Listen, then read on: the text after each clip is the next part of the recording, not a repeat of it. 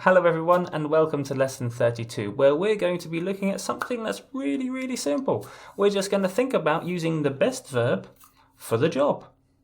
Now this idea shouldn't be rocket science, that we use the appropriate verb to communicate an appropriate action. It's not rocket science. However, through years and years of writing and perhaps developing bad habits, we find ourselves not communicating direct messages using appropriate verbs, but we start using many more words. We try to come up with over-the-top indirect structures. We perhaps pick up some jargon that everyone else is using and we think that we have to use that too. But if you use those strong legal English, those strong business English verbs, you will send clear messages, and this will reflect your skills as a clear communicator.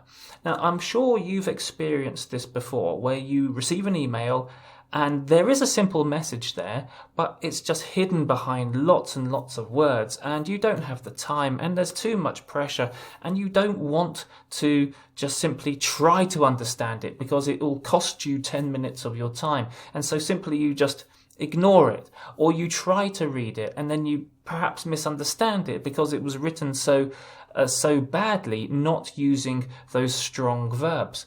Well, that's what happens when you beat around the bush, when you dance around the topic. There are a number of expressions that to describe the same thing, but where you use far too many words and create an indirect message to communicate what you really want to say. These are weak messages, okay? And we want to avoid weak messages.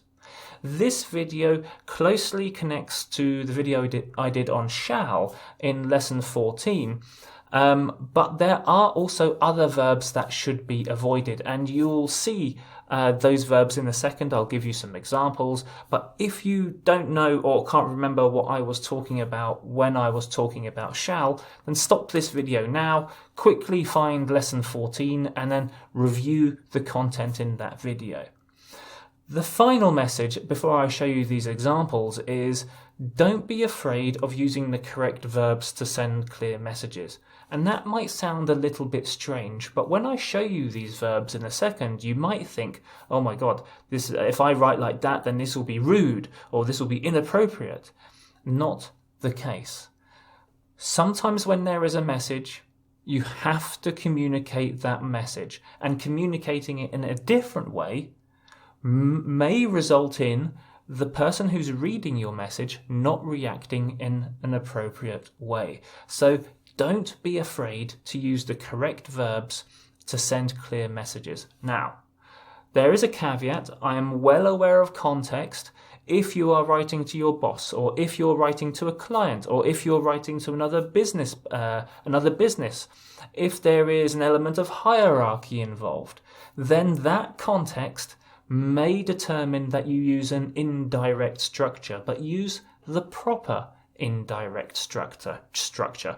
Don't just throw in lots of words because you think it will be better. Okay, that's a big introduction. Let's get into the verbs. So, related to lesson 14, I'm going to focus on 4 particular things that we might want to happen. Something related to an obligation, something related to permission, something related to the future, and something related to giving advice. And here you can see next to me that you might think about obligation, and you might think about using structures like have to or need to or even should. The appropriate verb is must, and we should use must.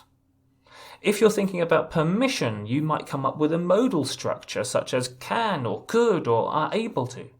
The legal English verb, the business English verb, is may. You may do something, you may not do something. For the future, there are lots of ways to talk about the future using shall or a modal structure, would, could, might. There are 3 different ways to form the future in English. The verb we want is will, okay? That's how we talk about the future in a strong, clear way. This will happen, this will not happen. And then advice. There are lots of indirect forms that you can think of to give advice. It would be good if, it's a good idea too, if I were you, etc., etc. The legal English verb for giving advice is should. You should do this, you should not do this. So what are the teaching tips? Don't dance around the topic. Get to the point, use a strong verb. It's faster, it's quicker, the person who's reading it will know exactly what they have to do, and it reduces any chance of a miscommunication. And your reader will thank you for your decisiveness. They will recognize you as a clear communicator. Using the best verbs for the job adds power to your writing. Coming up with an indirect structure which uses 20 words instead of just using 2 or 3, including the important verb, is just a waste of everyone's time.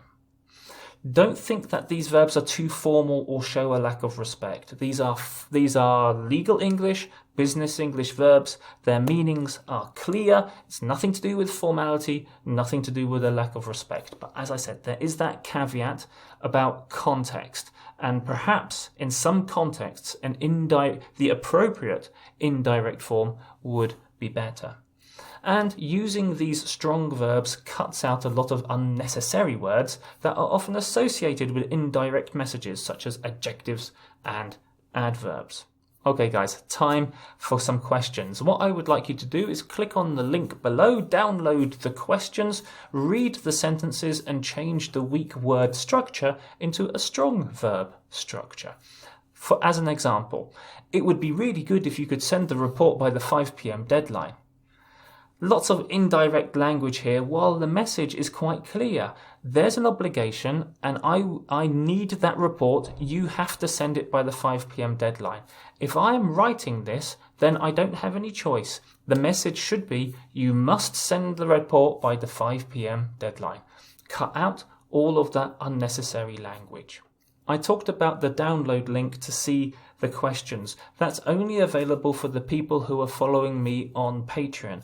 If you're watching this video on Facebook, LinkedIn or on YouTube, then please think about supporting me on Patreon for just a few pounds a month and you'll get access to all of my professional English writing videos, my legal English writing videos for just a few pounds a month.